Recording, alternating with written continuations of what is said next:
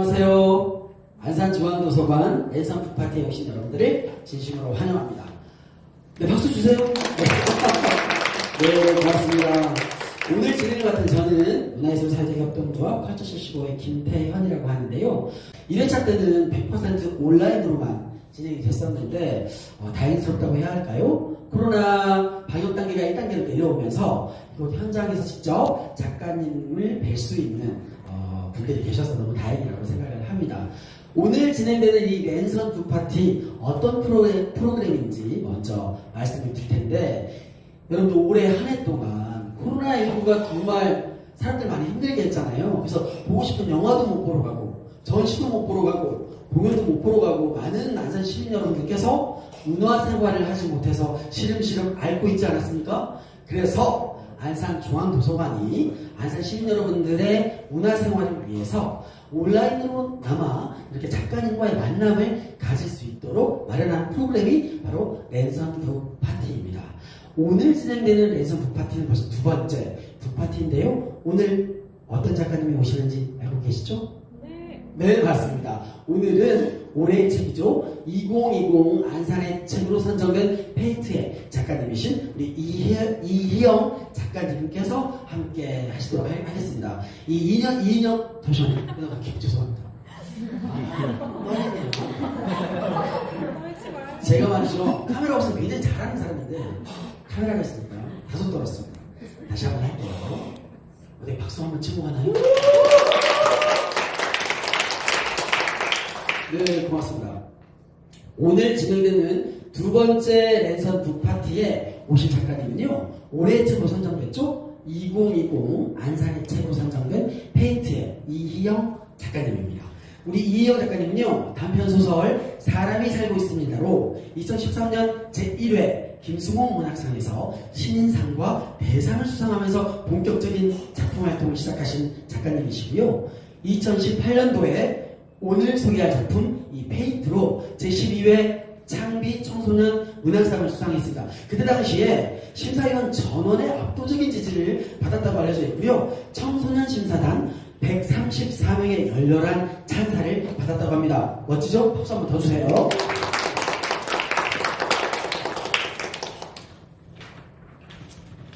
아마 오늘 현장에 오신 우리 작가님을 보러 오신 선생님들이나 그리고 영상을 통해서 오늘의 이 영상을 보고 계신 분들 모두 페인트를 읽어보셨을 텐데, 그래도 간단하게 페인트에 대해서 말씀 좀 드리겠습니다. 이 작품 페인트는요, 국가에서 센터를 설립해서 아이를 키워주는 양육 공동체가 실현된 미래사회를 그리고 있습니다. 청소년들이 부모를 면접을 본 뒤에 직접 선택한다는 놀라운 그런 설정을 가지고 색다른 풍경을 그리고 있는데요. 더불어서 좋은 부모, 나아가 가족의 의미란 무엇인지 청소년의 시선으로 그리고 있는 작품입니다. 본격적으로 우리 작가님의 강연을 들어볼 텐데, 작가님의 강연에 앞서서 작가님의 작품과 굉장히 잘 어울리는 음악 공연을 하나 보고 들어가도록 하겠습니다. 이 페인트 다들 읽어보셔서 아시겠지만 우리 모두에게 괜찮아, 잘하고 있어 하면서 위로하고 격려하는 그런 작품이잖아요. 그래서 이 작품과 닮아서 음악을 통해서 우리를 위로하고 격려하는 음악 공연을 하나 보고 작가님의 강연을 시작하려고 합니다.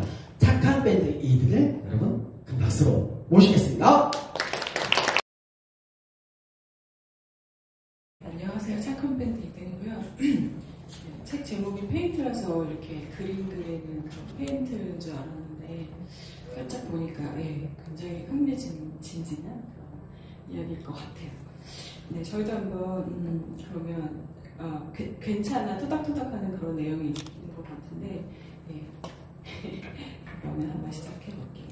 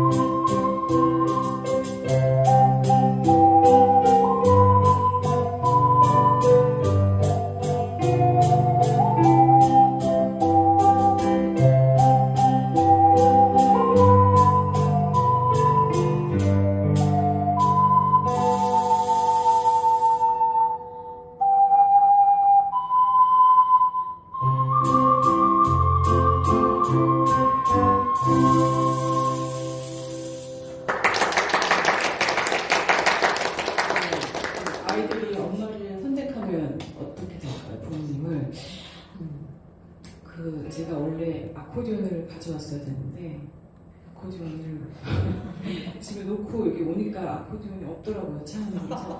너무 매워. 근데 다행히 이게 건반이 있어가지고 오늘은 건반을 선택해서 하게 되었어요. 근데 여러분들은 정말 100번에 한 번 있을까 말까 해야 되겠지. 좀 전에 사회자님이 떠오신 이유를 알 것 같아요. 지금 여기 계신 분들이 표정이 너무 하나도 없으셔가지고 제가 이렇게 왜 사람을 앞에 놓고 하는 건지 그걸 모르겠어요. 왠지 네. 표정이 막 우환이 많으신 것 같아요. 근데 마스크를 쓰면 사람을 인식하는데 한 20%? 30%밖에 인식을 못한대요. 이 눈만 나오면은 입의 표정을 말해주는데 그래서 아마 지금 여러분들 속으로는 웃고 계시려고 미소를 짓고 있는 얼굴이라고 네.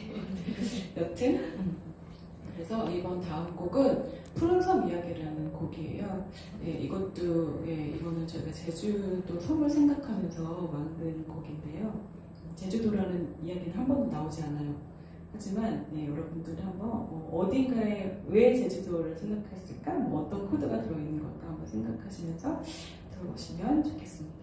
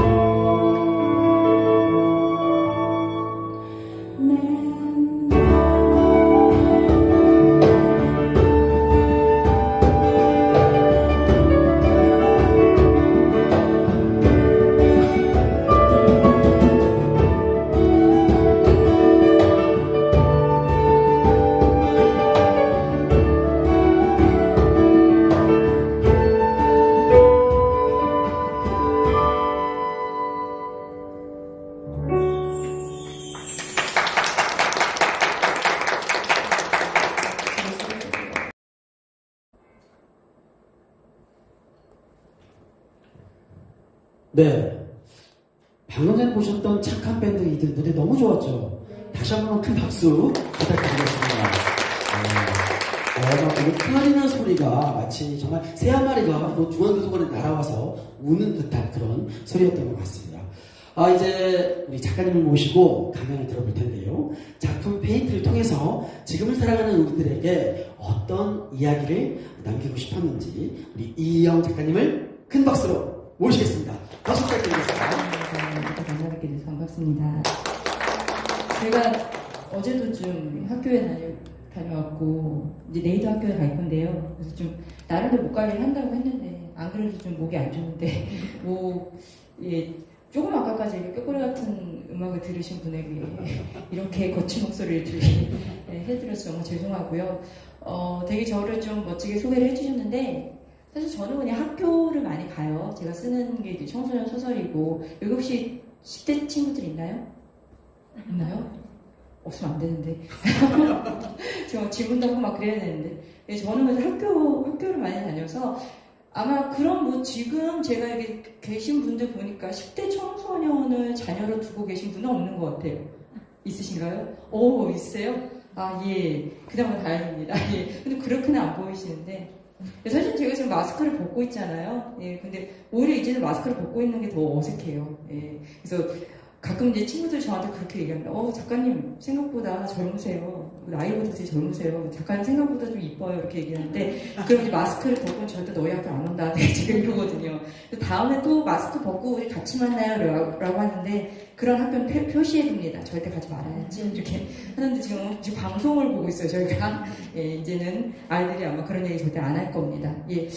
아마 이 뒤에도 계속 프로그램이 남아 있어요. 그래서 저도 이제 특히 이제 제가 아이들 많이 다니니까 어른들이 앞에 나와서 막 말 길게 하는 걸 아이들 안 좋아해요. 그래서 저도 이제 제가 준비해온 말씀 좀 드리고 이따 아마 Q&A를 할 것 같은데 Q&A 준비하신 것도 있고 아마 여기서 즉석에서 물어보고 싶은 거 있으시면 좀 얘기를 해주셨으면 좋겠습니다.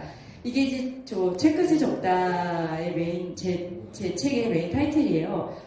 참고로 저희 아들이 올해 6학년인데 저희 아들도 이 체크스 적다 보고 우리 집 페인트라는 거 있는데 이러면서 읽었습니다. 아주 잘 만들었어요. 근데 보면 여러분들 제가 어디를 가는지 그런 얘기를 많이 들어요. 도대체 이 책 왜 썼어요? 이거를 되게 많이 듣는데 사실 작가를 데려놓고 한 얘기가 이거예요. 도대체 이 책 왜 썼어요? 라는 겁니다. 이 책을 쓴 건 지금으로부터 2년 전이었어요. 2018년 5월이었는데요. 그럼 5월 하면 무슨 달이에요? 가정의 달이죠. 예. 아이들 어린이날, 어버이날, 스승의 날, 요즘 부부의 날 이렇게 있는데 이제 그날도 이제 저는 이제 주부니까 당연히 이제 포털 사이트를 열자마자 5월이구나. 이제 돈 들어갈 때가 너무 많구나. 이런 생각을 하고 있었는데 그때 이제 5월의 달이니까 아이들이 엄마랑 같이 놀이공원 가고 아빠랑 같이 퍼레이드 보러 가고 요즘 이제 코로나 때문에 그게 힘든데 2년 전에는 강했잖아요. 그래서 그런 포털사이트 사진들을 막 봤어요. 5월, 푸르른 5월. 근데 그때 특집 기사로 뭐가 나왔냐면요. 이 학대받는 아이들에 대해서 나왔습니다. 예. 이게 참 제가 이걸 완료형으로 얘기하고 싶은데 자꾸 현재 진행형으로 얘기하고 있죠. 올해도 정말 끔찍한 사건 너무 많이 일어났죠. 그죠? 예, 그래서 아이들한테 이런 얘기하면 사실 되게 미안해요. 어른으로서. 근데 보시면 아시겠지만 학대받는 아이들의 80% 이상이 바로 친부모에게 받습니다. 그죠? 우리가 예전에 생각했던 신데렐라, 홍지팥집 이런 거는 정말 동화예요. 그죠? 대부분은 이제 친부모에게 학대를 받는데 문제는 친부모에게 학대를 받는 아이들이 법적으로 격리가 어렵다고 합니다. 그래서 다시 그 학대받는 부모에게로 가서 정말 상상하고 싶지 않은 일들이 자꾸만 벌어지죠. 이게 인터넷 기사예요. 기사에는 당연히 댓글이 달리죠. 소위 말하는 배댓. 그래서 저도 이제 습관적으로 배댓을 봤는데 그때 달리는 배댓이 이겁니다. 아무나 아이를 낳게 해서는 안 되고 자격 있는 부모가 아이를 낳게 해야 한다라고 합니다. 아마 많이 동의하세요. 아이들도 이 말에 되게 많이 동의합니다. 예. 근데 사실 되게 저는 이제 되게 좀 속상할 때가 많아요. 제 아는 지인들도 이제 아시면 아시겠지만 난임 부부 계시잖아요. 그분들 진짜 정말 아이 하나 갖겠다고 수천만 원을 쓰시면서 그냥 몸 버리고 뭐 마음 상처 받으시면서 그러는데 이제 그런 분들에게는 아이가 안 오고 정말 가면 안 되는 사람에게 아이를 간다라는 생각이 드는데 제가 이 댓글을 보고서 약간 두 가지 의심이 들었어요. 의심이라기보다 의구심이 들었어요. 저도 아까 말씀드렸다시피 저도 이제 한 아이 엄마입니다. 그래서 만약에 자격 있는 부모만 아이를 갖게 한다면 나는 과연 우리 아들 낳을 수 있었을까 이러는 거고요. 또 하나는 그 부모 자격을 누가 무슨 기준으로 줄 수 있지라는 생각이 조금 들었습니다. 그래서 제가 어떻게 보면은 돈이 많은 경제적으로 풍요로운 부모, 사회적으로 지위가 높은 부모, 소위 또 요즘 말이 좀 있지만 또 백그라운드가 빵빵한 부모가 아닌 부모들보다는 약간 메리트가 있을 수 있어요. 아이를 키울 때. 하지만 정작 그러냐 하면 아이들이 요즘 이제 얼마 전이 아니죠. 꽤 오래전에 끝났지만 한국에 들었다 놨다 한 드라마가 있었죠. 스카이캐슬. 그죠? 그 드라마에서 보면은 다들 백그라운드 빵빵하고 경제적으로 풍요롭고 사회적 지위 높죠. 근데 그런 부모들이 좋은 부모냐 물어보면 아이들이 한 명도 내라고 얘기 안 합니다. 근데 비록 우리 부모님이 경제적으로 조금 어렵고 사회적 지위가 그리 높지 않지만 정말 나를 위해주고 나에 대해서 격려를 많이 해주고 사랑해준다 하면 그 부모는 정말 정말 좋은 부모죠. 그래서 결국은 뭐예요? 부모 자격을 100% 줄 수 있는 사람은 과연 누굴까 생각해보니까 아이죠. 아이. 그래서 처음에는요 무슨 지구가 아닌 어떤 행성에 외계인들 중에 막 나의 부모를 직접 어떻게 막 선택하는 그런 얘기라고 써볼까라고 생각했다가 뭐 외계까지 갈 필요 뭐 있나 지구에도 충분히 그럴 수 있겠다 해서 약간 뭐 근미래를 상상해서 페인트를 썼습니다.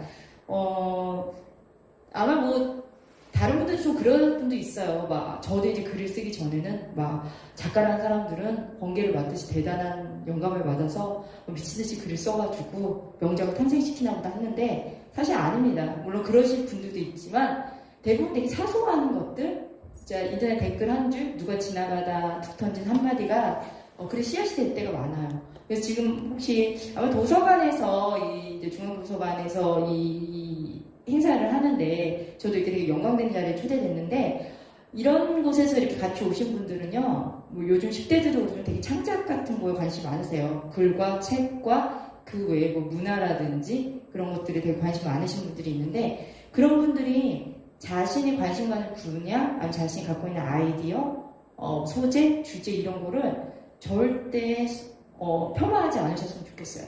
무슨 작가들처럼 대단한 영감이나 소재가 있어야지만 내가 뭔가를 해야겠다라는 생각은 절대 하지 않으셨으면 좋겠어요.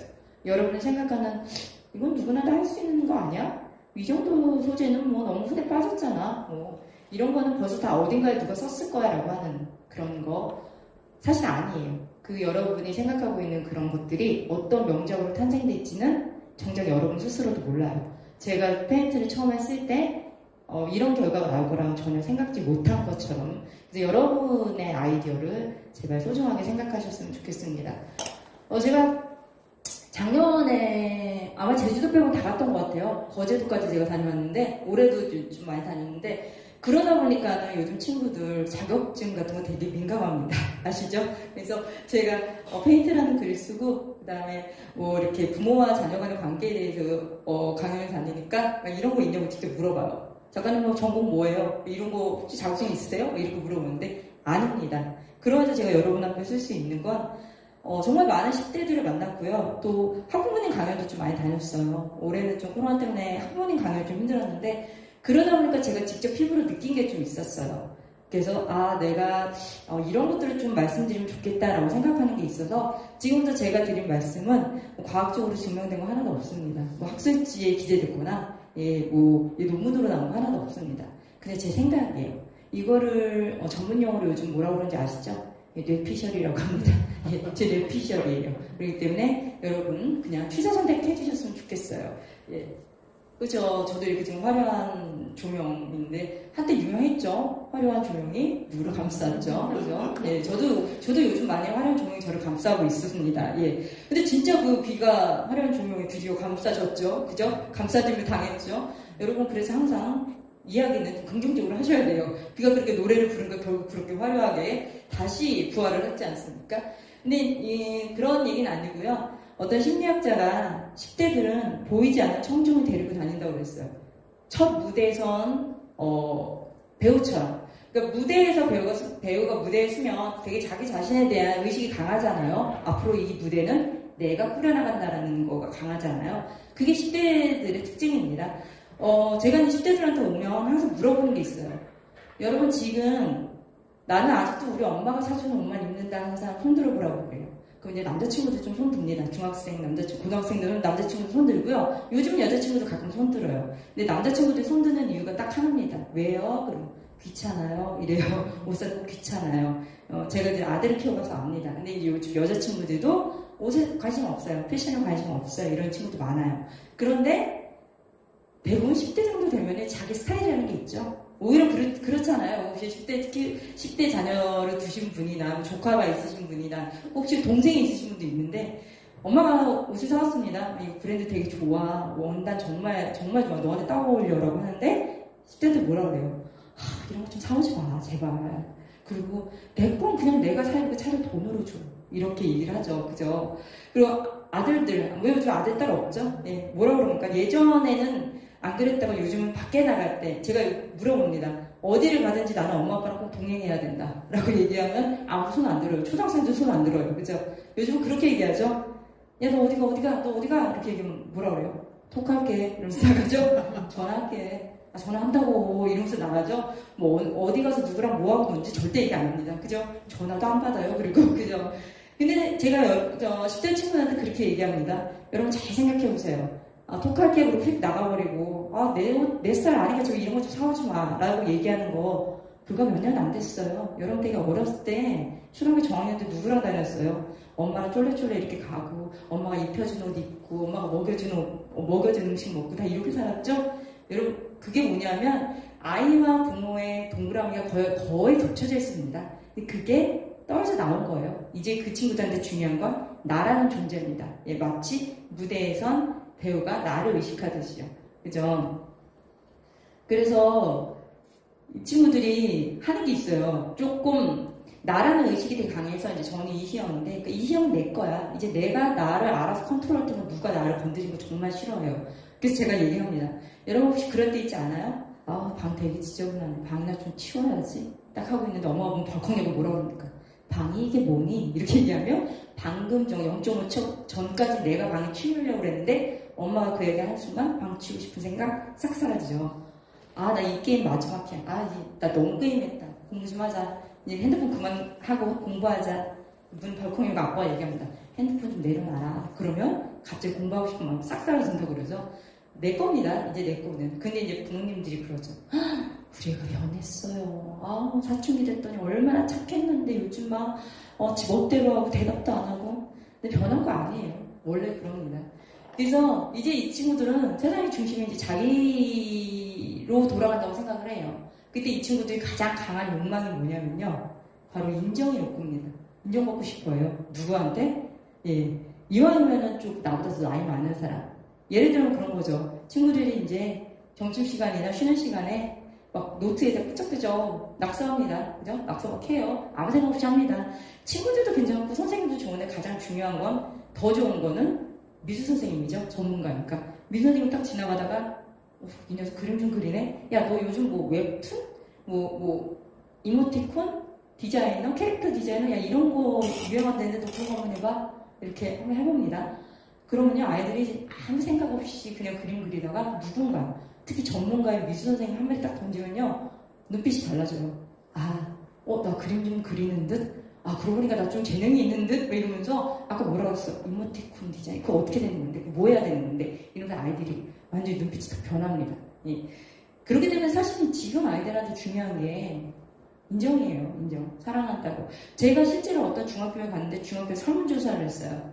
내가 부모님한테 듣고 싶은 소리 뭐냐면 너 할 수 있다라는 얘기, 나를 격려해 주는 얘기, 너 사랑한다는 이런 얘기예요. 부모님이 원하는 게 그거였어요. 용돈 많이 주세요, 뭐 사주세요가 아니라 나 좀 믿어주세요, 나를 사랑해 주세요, 이런 얘기. 너 할 수 있다고 믿어달라는 얘기가 1위였어요. 예. 근데 문제는 뭐냐면 그 누군가의 한마디 막 좌지우지되는 사람들이 있기 때문에 그런 영혼이기 때문에 또 누군가의 한마디 완전히 무너질 수도 있어요. 정말 상처를 많이 받아요. 문제는 어른들 눈에는 그게 별로 큰 문제가 아니게 보인다는 거죠. 예를 들어 그런 거예요. 제가 이제 그 친구들한테 항상 나오는 그 하는 예시가 있어요. 친구들 보면 무리 지어 놀잖아요. 그 무리가 정말 중요합니다. 근데 어떤 친구가 한 명 아침에 기분 좋게 교실에 들어갔는데 자기 무리 친구들이 까락까락 울으면서 막 얘기를 해요. 근데 그 친구 딱 들어갔는데 갑자기 말을 뚝 끊어버려요. 그래서 자기들끼리 서로 눈치 탁탁 주고받아요. 이 친구 되게 지금 멘붕이죠? 뭐야 이거? 그런 생각이 들죠? 처음엔 아주 부드럽게 얘기합니다. 무슨 일이야? 이렇게 물어보면 아이들 눈치 딱 주고받으면서 아 별거 아니야 왔어? 그리고 넘어갑니다. 제가 물어봐요. 어때요? 그럼 아이들 얼굴 다 표정 싹 굳어버립니다. 그 상황이 얼마나 끔찍한 상황인지 아이들이 알고 있기 때문에. 두 번째로 뭐죠? 카톡 요즘 그룹 채팅 많이 하죠? 요즘 소위 말하는 칼각이라고 그러죠? 바로바로 올라오는 거. 근데 어느 순간 내가 한 답이 계속 일이 안 없어집니다. 예, 아이들이 이거 되게 신경 쓰이는 일이에요. 그런 아이들 얼굴이 굳어지고요. 아이들은 성인도 그렇지만 사실은 자신 감정을 숨기지 잘 못해요. 그런데 부모님들도 그거 기가 막히게 또 파악하십니다. 물어보죠. 뭐야? 무슨 일이야? 무슨 일 있어? 이때 중요한 게요. 아이들은요. 생각할 게 되게 많아요. 아직 좀 미성숙한 친구라서 솔직히 아이들 바쁘잖아요. 학교, 학원, 또 요즘은 뭐 코로나로 온라인 수업에다가 또 숙제도 많아요. 코로나 때문에 해야 될 게 많고 수행평가, 그죠? 그런 거 요즘 내신 공부해야 돼. 내신도 신경 써야 돼서 정말 바쁩니다. 거기다 가장 중요한 친구 관계까지 지금 얽혀 있어요. 정신 없습니다. 그때 아이들이 어떻게 얘기를 하냐면요. 1 더하기는 2야라고 정확하게 얘기 못합니다. 있잖아, 엄마 있잖아. 아니, 그게 있잖아. 요즘 애들이 막 희영이랑 어쩌고저쩌고. 그런데 부모님은 그때 뭐라고 그러냐면요. 부모님은 내 아이에게 문제가 생기면요. 본능적으로 빨리 그 문제를 캐치를 해서 빨리 해결책을 내놓고 싶은 그런 조급증이 생깁니다. 그래서 뭔데? 싸웠어? 애들하고 싸웠어? 그럼 이렇게 얘기하죠. 아니 엄마 진짜 딱 싸운 거는 아닌데 있잖아. 애들이 요즘 있잖아 뭐 칼답도 얘도 안 하고 얘들 일도 막 이러면서 막 우왕좌왕합니다. 그러면은 또 이제 한 번 더 물어보죠. 혹시 애들 왕따 시키? 누구야 누구? 어떤 집에 막 이런 식으로 얘기를 합니다. 왜? 담임하고 문제 있어? 내가 엄마가 담임한테 전화해볼까? 그러면 아이들이 이제 슬슬 짜증이 나기 시작합니다. 됐어. 아무 문제 없어. 됐어? 그래서 그냥 문 갖다 들어가죠. 그 초등학교 저학년 아이들이 엄마한테 무슨 문제 얘기하면 뭐라 그래요? 그럼 뭐라 그러는지 아세요? 얘기 안 해요. 이렇게 얘기해요. 초등학교 저학년들이도. 엄마한테 얘기 안 해요. 이렇게 얘기해요. 그죠? 근데 여러분, 제가 이제 학부모님 강연 가고, 제가 이제 저희 아이한테도 하려고 많이 그러는데, 제가 항상 그렇게 얘기하는데, 아이들이 무슨 문제를 얘기할 때는요, 그냥 들어만 주세요. 가만히 들어만 주세요. 우리도 그럴 때 있어요. 공부 잘하는 아이들이 공부 잘하는 특징 중에 하나가 뭔지 아세요? 남을 가르쳐줘요. 가르쳐줍니다. 가르쳐주면서 수학 공식 가르쳐주고 영문법 가르쳐주면서 뭐 하냐면 자기 머릿속에 그 개념이 한 번 더 확실하게 정리가 됩니다. 그래서 누군가를 가르쳐주는 사람들이 공부를 잘해요. 아이들도 마찬가지예요. 누군가한테 엄마나 아빠나 누구한테 내 문제를 얘기합니다. 처음에 우왕좌왕해요. 도대체 결론이 뭐니? 이 소리가 막 여기까지 올라와요. 진짜 무슨 얘기를 하고 싶은 거야 얘. 그런데 아이들은 그렇게 우왕좌왕하면서 머릿속으로 한번 그 문제가 정리가 되고 있어요. 그러면서 마지막으로 뭐까지 얘기하냐면 자기 해답도 갖고 있어요. 아 근데 오늘 생각해보니까 내가 희영이한테 농담을 몇 번을 했는데 그게 희영이를 건든 것 같아. 되게 삐진 것 같아. 아 내가 오늘 이번 주말에 희영이를 좀 만나서 다시 얘기해봐야겠어. 만약에 널 건드렸다면 미안하다. 그래서 그 문제까지 해답까지 갖고 있어요. 사실은 어른들도 그렇지 않아요? 누군가에게 문제를 얘기를 하면 그 문제의 80%좀 해소가 되는 것 같아요. 그죠? 아이들도 마찬가지입니다. 근데 제가 아이들한테 얘기해요. 엄마 아빠가 너희들을 무시해서 그런 것도 아니고 안 사랑하는 건 말도 안 되죠. 안 사랑하는 것도 아니야. 너희들 못 믿어서가 아니야.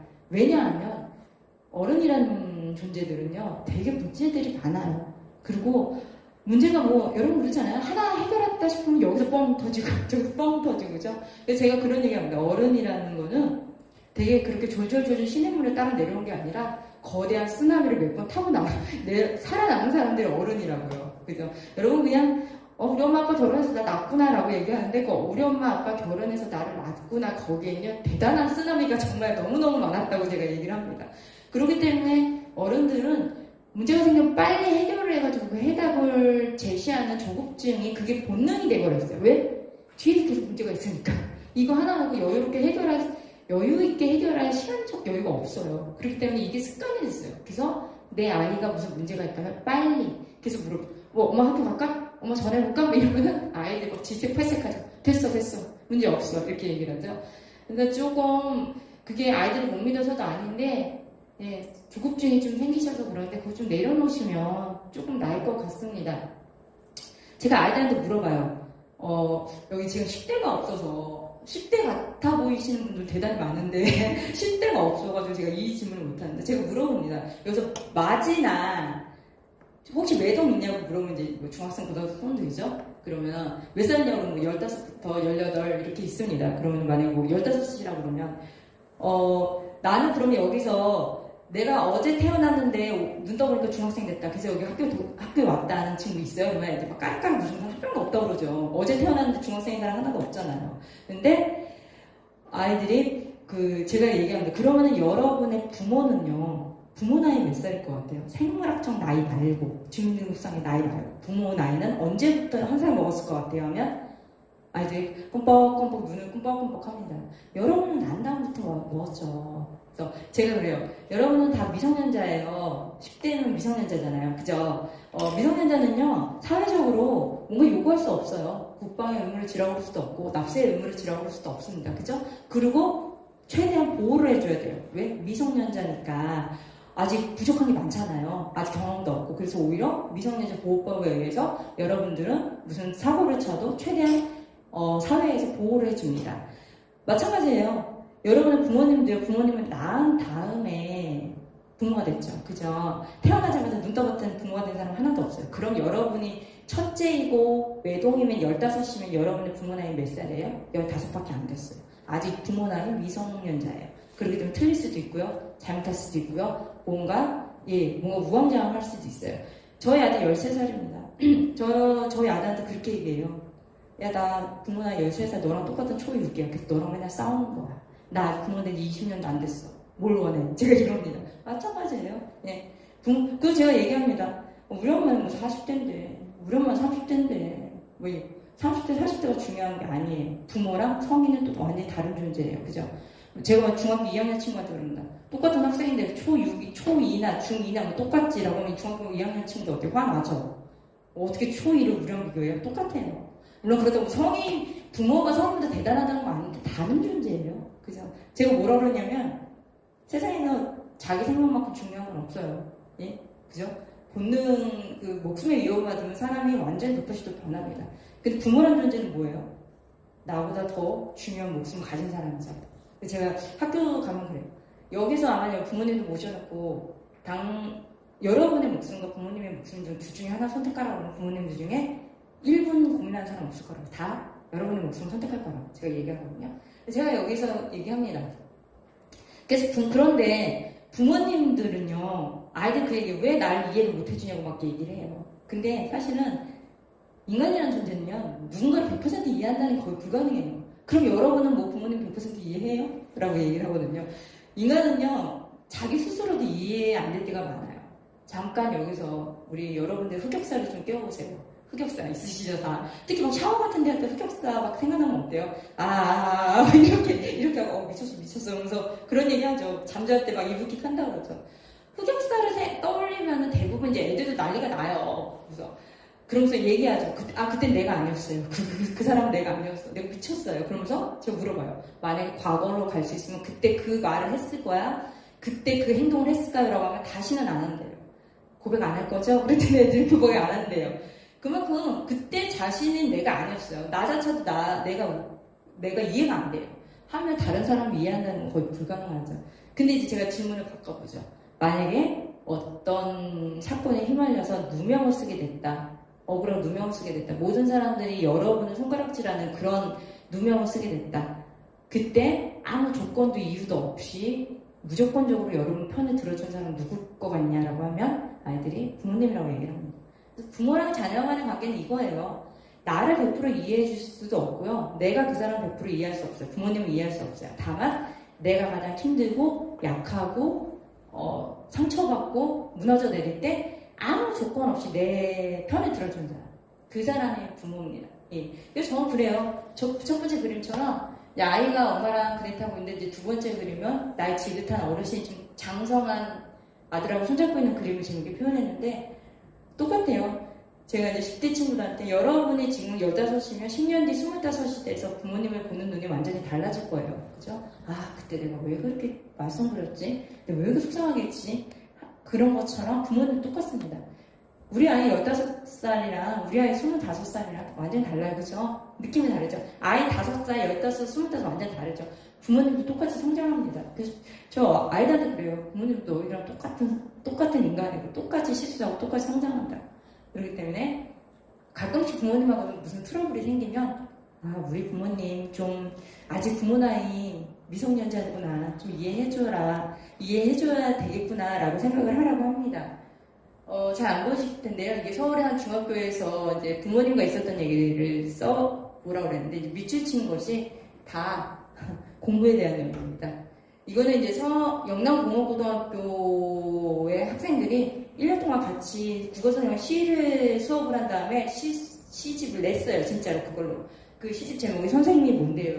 근데 이제 시험 끝난 날이라는 걸 봤는데, 시험 끝나면 아이들 완전히 진짜 소위 말해 좋아 죽죠. 그래서 막 죽습니다. 막 시험 끝나고, 아, 오늘 이제 시험 끝났다. 그러면서 이제 막, 오늘 문제, 요즘은 이제 코로나 때문에 힘든데, 막 방이랑 방 다 가봐야 되죠. PC방, 노래방, 만화방 다 가야 돼요. 그래서 막 집에 들어오자마자 막 그거 훌렁훌렁 벗고서는 막 밖에 나가려고 할 때 부모님도 뭐라고 합니까?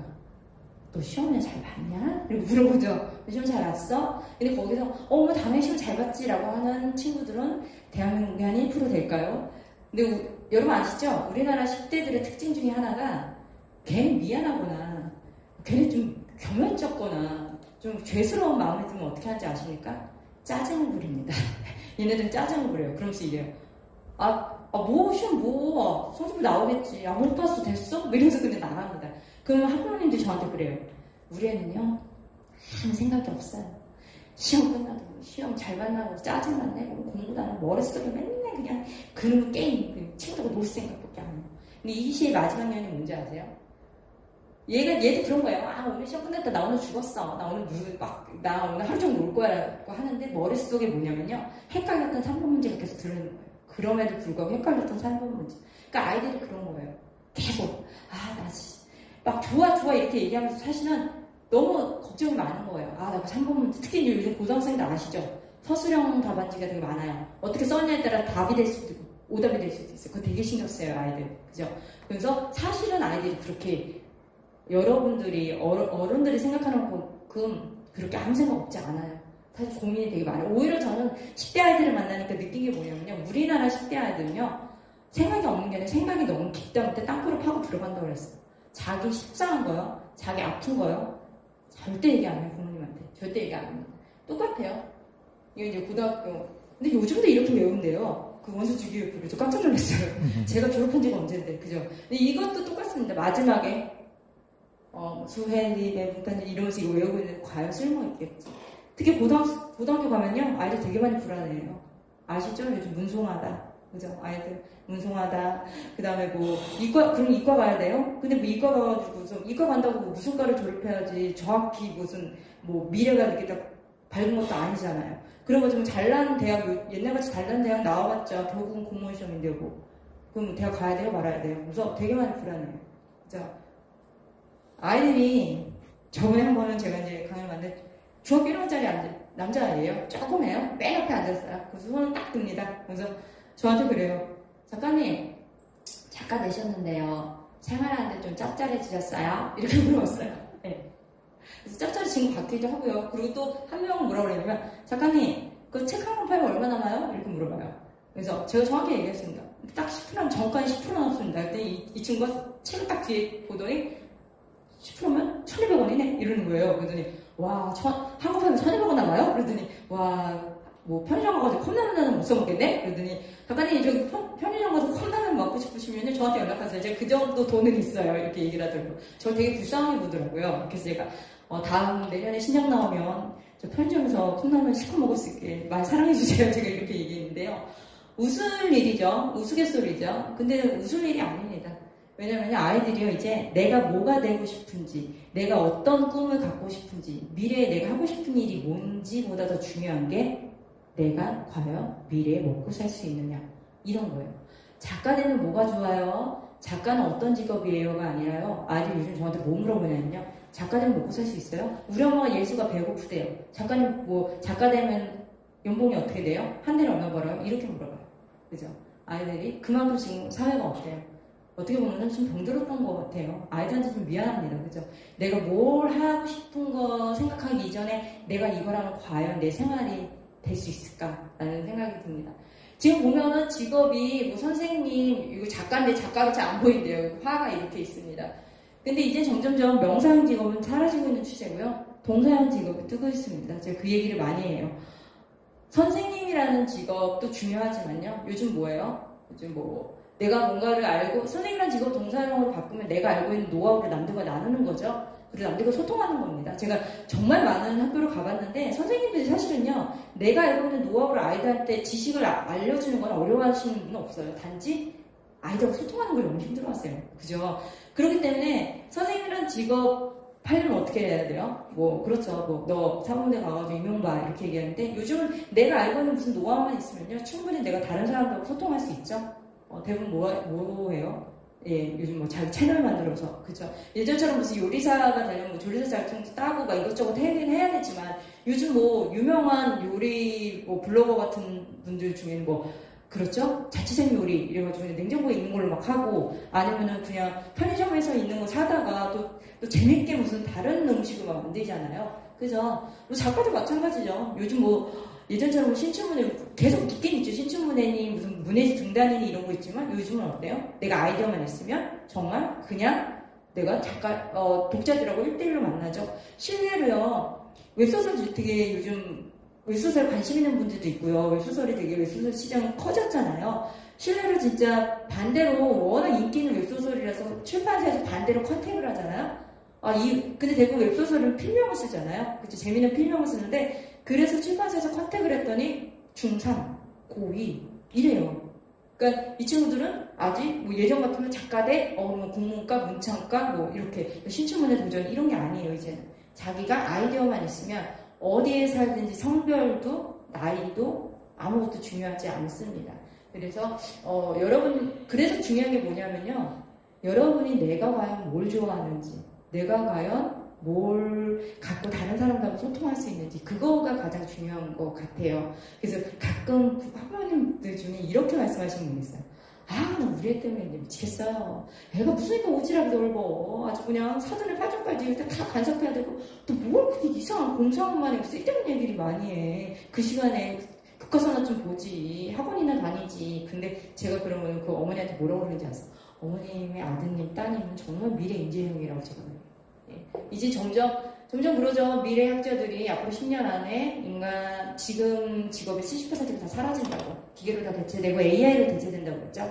결국은 뭐예요? 인간의 마음을 건드리는 거, 그죠? 기계가 할 수 없는 인간의 마음을 건드리는 게 가장 중요한 것입니다. 예, 그래서 제가 이제 아이들한테 이게 마지막인데요. 마지막으로 제가 늘 얘기하는 게 있습니다. 제가 이제 좋아하는 말인데요. 세상에서 가장 즐거운 일은 남이 너에게 할 수 없는 걸 해낼 때이다. 그렇기 때문에 노력하세요. 절대 아닙니다. 절대 아니에요. 그렇기 때문에 노력도 아닙니다. 그러니까 아이들이 이런 거 보면 그래서 노력하라고요? 이렇게 얘기하는데 아니에요. 사실 저는 글쓰기 되게 좀 늦게 시작을 했어요. 30살 중반부터 시작을 했는데, 여러분 사실은 뭔가를 여러분이 계획하고 도전하고 뭔가 이렇게 그 일을 추진하려고 그럴 때 주위에서 그래, 너 할 수 있어. 너무 잘할 수 있어. 그래, 화이팅 해. 내가 응원할게. 라고 하시는 분들도 있지만, 사실은 많이 안 그래요. 그죠? 네가? 그래요. 사실 제가 작가가 되겠다는 꿈도 없지만, 제가 글을 썼을 때 많은 분들이 너는 글을 쓰면 안 된다는 얘기 되게 많이 했어요. 기본도 안 돼 있고, 기초도 안 돼 있으니까, 넌 특히 다른 것들은 소설을 네가 왜 쓰냐고 이런 얘기 많이 했어요. 예. 저 페인트 쓸 때도 말이 많았어요. 페인트 쓸 때 제가 먼저 구상을 하고 저희 신랑한테 얘기를 했습니다. 처음에 내가 일단 부모 면접에 대한 얘기를 한번 써보려고 그랬더니, 참고로 저희 신랑은요 공대를 나온 뼛속까지 이과인 남자예요. 네, 지금도 일도 그쪽으로 했는데, 그래서 제가 맨날 저희 신랑을 보고 이과를 망해야 된다고 제가 맨날 그러는데, 그래서 저희 신랑은 그렇습니다. 야, 10대 애들은 야, 자기 부모하고도 모를 때 무슨 부모 먼저 부르고, 야, 그런 거 쓰지 말라고, 그러면서 얘기를 했어요. 근데 여러분 그거 아시죠? 요즘 뼈 때린다는 말. 그게 뭐냐면 여러분, 뼈 때린다는 거는 뭐, 나 요즘 20살 됐어. 이런 얘기 하는데, 내 전국을 찌르고 내 몸을 건드린다는 거죠. 그죠? 여러분이 만약에 뭔가를 계획하고 했을 때 조언해 주시는 분도 분명히 계십니다. 근데 그분들의 이야기가 정말 내 것이라고 생각하면 그게 귀로 안 와요.